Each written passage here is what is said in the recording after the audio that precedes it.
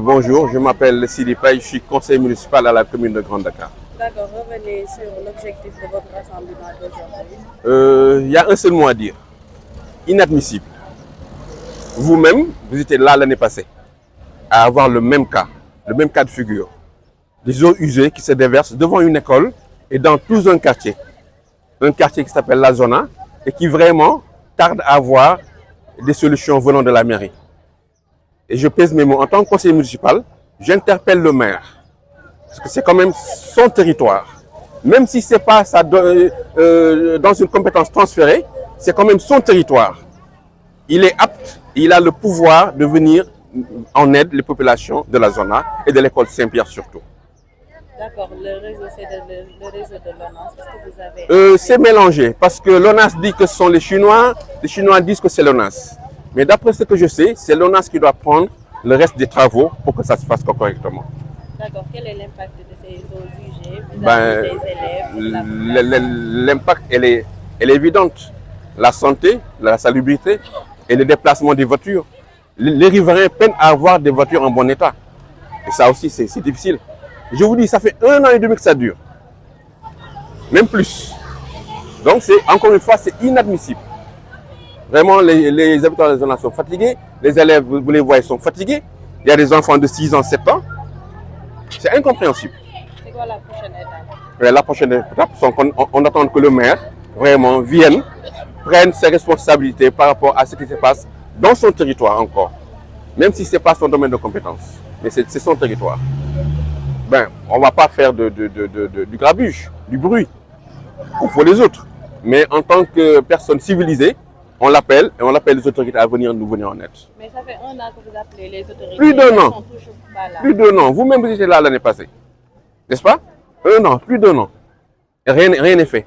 Et malheureusement, une route qui était bien faite est en train d'être détruite. Des milliards qui ont été investis sont en train de partir en fumée.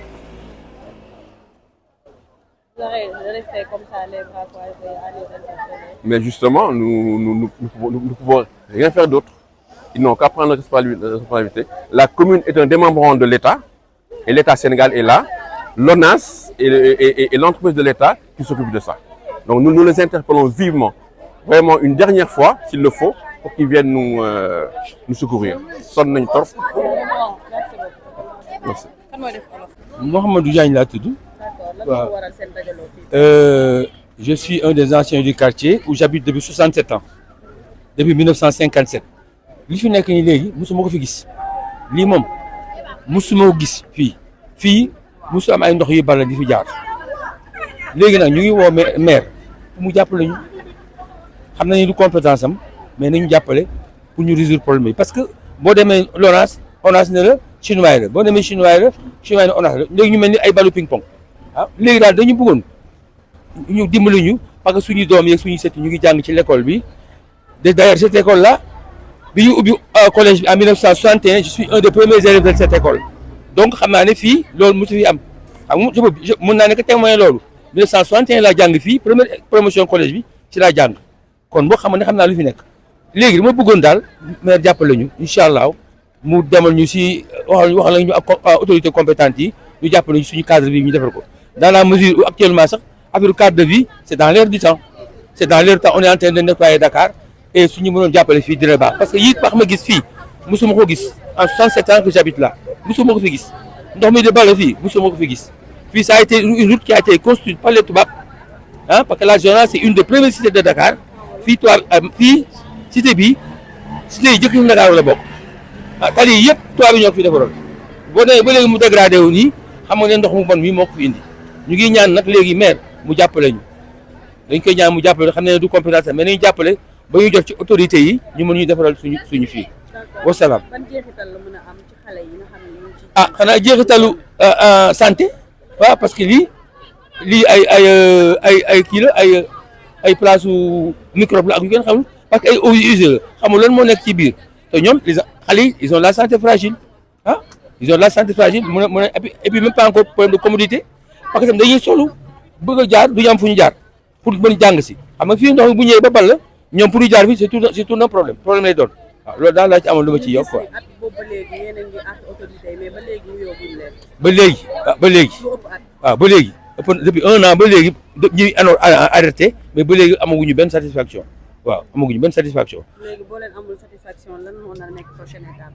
après loolu on va se concerter pour xam loolu mënaguma ko wax léegi en tout cas daal ñu ngi sànni suñu kàddu di ko ñaan maire pour mu jàppale ñu li ñëw nag ci kanam loolu alaaw alam yàlla moo xam waaw.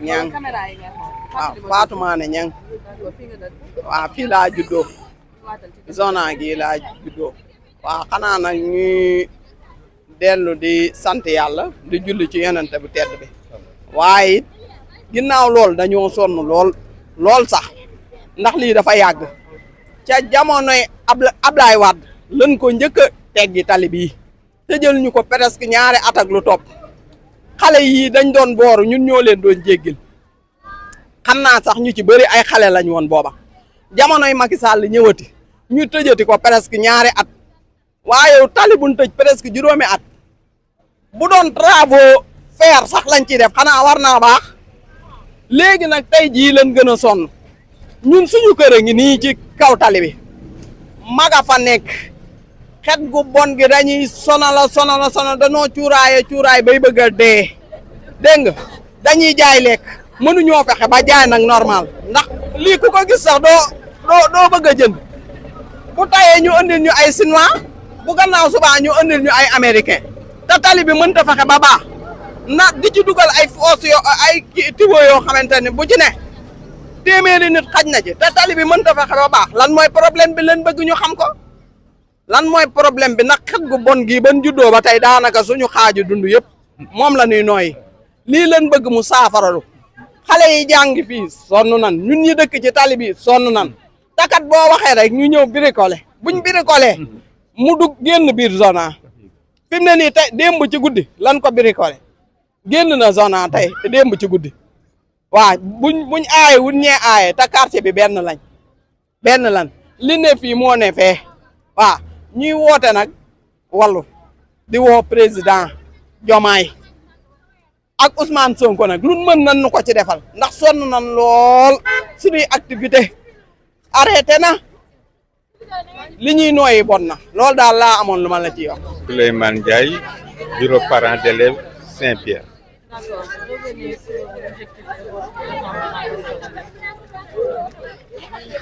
Bon man dafa am lu mu leen di baaxal lu mu leen di rappeler zone A bi quartier résidentiel la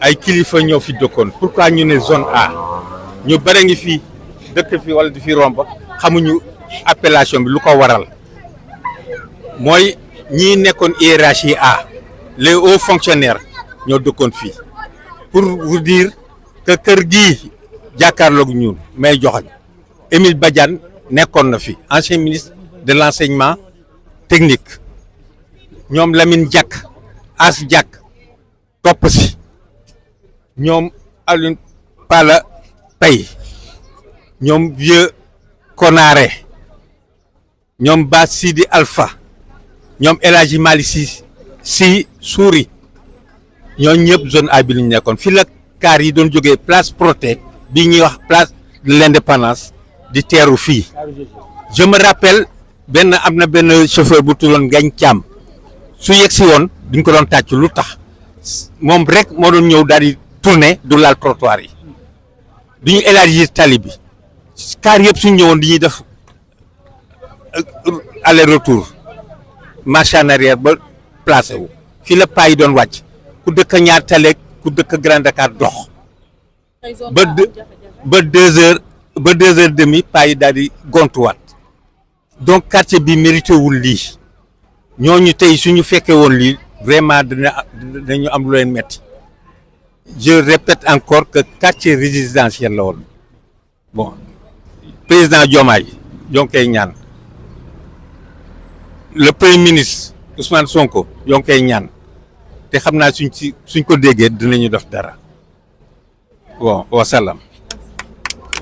li ñuy wax dafa am importance xam nga tey ñu ngi def fii point de presse bu ñu yéegee point de presse à chaque fois rek dañuy dindi ndox bi parce que amoon na fête bi fi amoon bi ñu yégeen ñu ngi def point de presse fête bi amoon ci église bi maire bi profité na raxas zona ba mu set pour ñu mën a def seen fête ñu pare kon ça veut dire que bu ñu nee nekkul domaine de compétence am daf may jaaxal parce que moo am na lu mu bëggoon def xew-xew am na dina na ndox bi def na xew-xew passé ndox bi génnaat te gis nga fi ñu taxaw nii xam nga ndox bi arrêté nañ ko mi ngi dugg biir zona parce que boo leen paree rek ngeen dem dugg ci biir zona ngeen xool ndox bi yëpp nga fees dell léegi naka la ñuy def ba régler problème zona mu jeex benn yoon parce que aussi mënuñ toog à chaque fois di répéter bu ñu demul nag benn yaa ngi ko doon wax léegi lan la ñuy defaat bu ñu demee ba ci kanam defaruñu lii fii oto dootu fi jaar parce que dañ koy baare carrément ba oto dootu fi jaar et nous interpellons aujourd'hui le ministre Cheikh Tidiane Dièye nga xam ne mooy ministre assainissement pour mu ñëw jàppale zona parce que je dis chaque fois